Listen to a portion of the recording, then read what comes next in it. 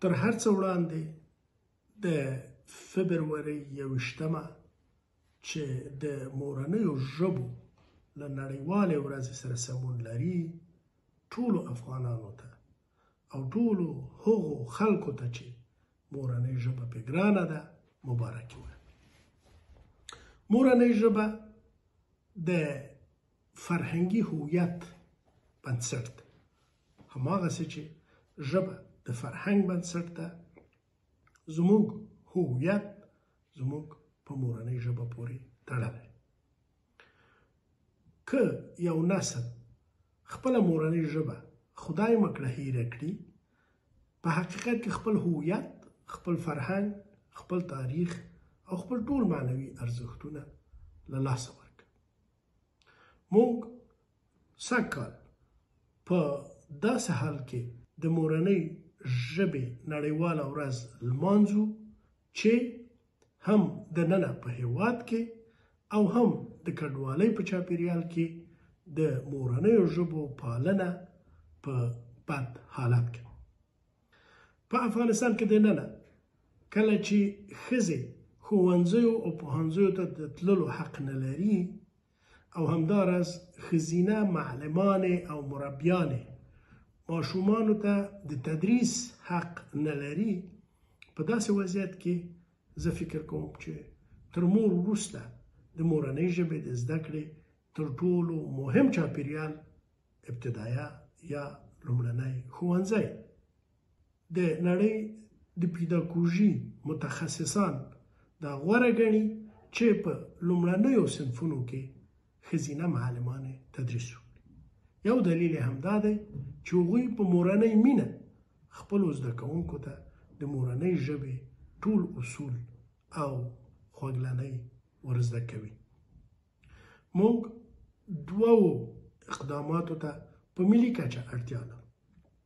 اول، په افغانستان کې دننه د دې لپاره مبارزه چې زموږ خویندې میندې او ښځینه افغانانې حق ولري چې ښوونځي او پوهنځي ته لاړ شي.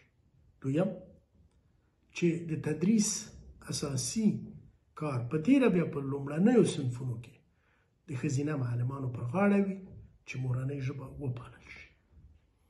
د کډوالۍ په دیار کې زه له کډوالو افغانانو څخه هیله کوم چې د خپل دوهم او دریم رالویدونکي نسل دپاره ځانګړې برنامې او پروګرامونه ولري.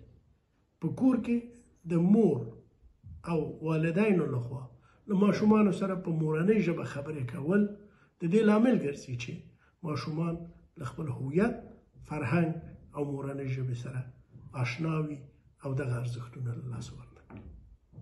دوی په ښوونځي کې، په ټولنه کې کوربه ژبه خامخا زده کوي. اصلي ویره د مورنۍ ژبې د بایللو ده. د مورنۍ ژبې بایلل د فرهنګي هویت له لاسه ورکول دي. ژبه د فرهنګ بنسټ ده. هر چا چې مورنۍ ژبه له لاسه ورکړه خپل هویت او پیژند له لاسه ورکړه. په مهاجرت، په تبعید او په کډوالۍ کې ټولو قدرمنو افغانانو تاسو ته زما ځانګړی پیغام دا دی چې له خپلو کوچنیو ماشومانو سره په کور کې په مورنۍ ژبه خبرې وکړئ او د خپلو ماشومانو لپاره د مورنۍ ژبې معلمان شئ. هغوی خامخا په ښوونځي کې کوربه ژبه زده کوي. اما مهمه دا ده چې دوی خپل هویت، خپل فرهنګ، خپل تاریخ او خپل فرهنګي پیژند د مورنۍ ژبې په ساتلو سره وساتلی شي. دا یوه مهمه مسئله ده. زه په ټوله نړۍ کې د کډوالو افغانانو له ټولنو، فرهنګي بنسټونو او د دوی له ټولو نهادونو څخه هیله کوم چې هر ځای کې چې یوه افغانه کمیونټي یا ټولګه اوسیږي د هغوی لپاره په مورنیو ژبو د فرهنګي پروګرامونو، د زده کړې پروګرامونو، د ادبیاتو د تولید، د هنرونو د تولید چارو ته پام وساتي. دا زموږ فرهنګي لومړیتوب ده.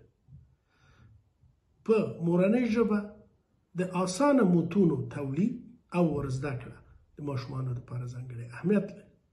موږ باید اسانه شعرونه، اسانه کیسې او اسانه خواږه متون د خپلو ماشومانو لپاره ځکه تدریس کړو یا یې ور واورو یا یې ورته ووایو چې هغوی هم دغه کیسې زده کړي، هم یې د تخلیق استعداد وغوړېږي او هم د دغو خوږو متونو په وسیله د خپلې مورنۍ ژبې سره مینه ولري، دغه مینه وپالي او په راتلونکي کې د دې ترڅنګ چې په خپلو کوربه هیوادونو کې نوې ژبې، نوې فنون، نوې علوم زده کوي، خپله مورنۍ ژبه یې هم په یاد وي او په هغې خبرې وکړلی شي او په هغه ادبیات ولوستلی شي او له هنرونو څخه خپل ذوق خړوب کړلی شي. ژوندی دې وي زموږ د هیواد ټولې ژبې، تل دې وي مورنۍ ژبې.